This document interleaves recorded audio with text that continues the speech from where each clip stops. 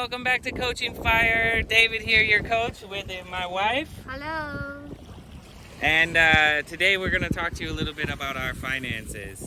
As you can see, it's a beautiful day out on Sanya Bay. So we have the ocean. We're just taking a walk on the beach. It's been a lockdown for the past 11 days. So it feels great to be outside and enjoying the nature once again. And let's get started. So today we just wanted to talk to you guys a little bit about our journey and basically how finances started to affect my life and why I learned about FIRE and how it's really changed basically everything that I do.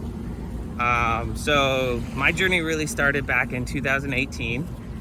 It's the same year and time that I met Winnie. I was in a hotel nearby, a hotel she was working in.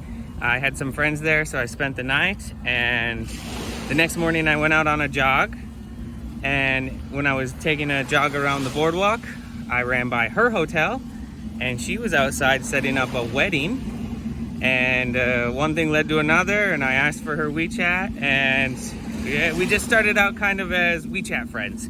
I didn't speak much Chinese, she didn't speak much English, so it was kind of hard at first, but we decided to take a trip together about 2 months later, and this is where I kind of had my epiphany on money and kind of an eye-opener on how I need to be more responsible and better with my finances.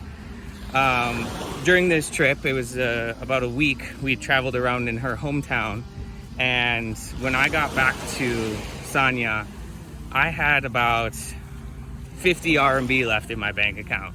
It's like less than $10. So I was really desperate. I was waiting for my next paycheck. I couldn't do anything. I'm sure a lot of people can relate, like that's living paycheck to paycheck.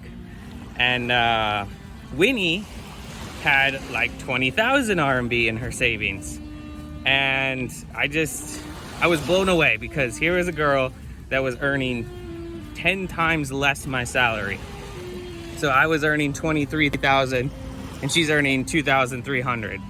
And yet she has so much money saved and I'm waiting for my next paycheck. It was just blew me away, and I decided from that point on I was going to start saving money and be a more responsible adult. So the next few months, November, December of that year, I was saving a lot of money, but I was also having Winnie send money back to America for me because transferring money in China can be difficult, and I needed some help from a Chinese person, so of course I asked her.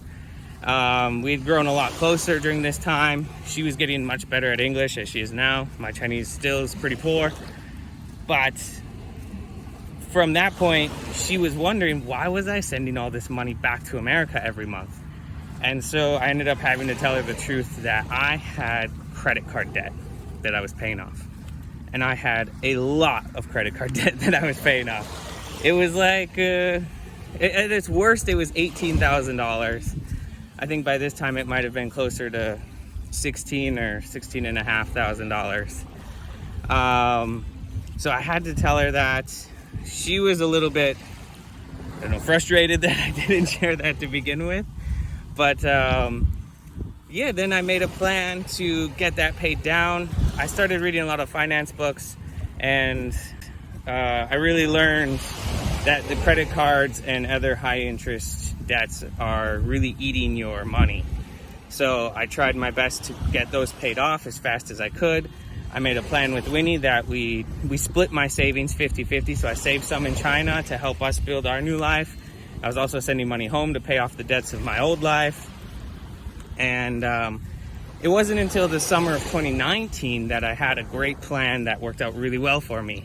I did a balance transfer onto 2 new credit cards. So I was able to take those old debts and put them onto a new credit card. You had to pay a fee for it. I believe mine was like 5%. But it saves you a lot of money in the long run because that monthly interest was postponed for, I think I had 18 months to pay it back. One card was 18 months and one card was 12 months. So I had 2 cards that I transferred to, and with the balance transfer, I paid a fee up front, but then I had 0 interest for the allotted time. And that helped me extremely, because every month it felt like when you're paying off a credit card, you might make a payment of $100, but then they're charging you interest of $75. So really you're only just knocking $25 off that principal. Of course, I was trying to pay more than just the minimum payment, and I was trying to pay the higher interest cards first because I'd learned that, but it's still not easy. And it's still, I don't know, it's still disappointing to see your money every month, even though you're putting $100 towards this debt, that only $25 is actually being accounted towards it. So when I did this balance transfer, it gave us a time frame, and it really pushed. I started working harder, a lot of extra hours at work, and I was able to pay them down. And because the interest was no longer accumulating, every time I made a payment that was going directly towards the principal, it made me feel a lot better and felt like I was getting somewhere.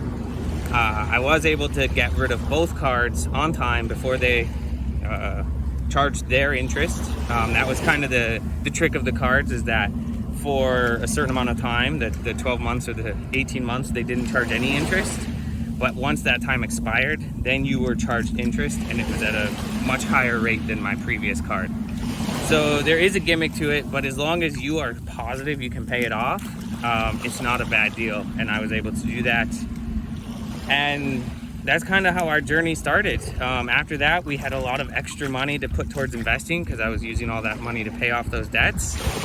And that's just my own personal story on how finances really came into my life and changed it. That was a big wave.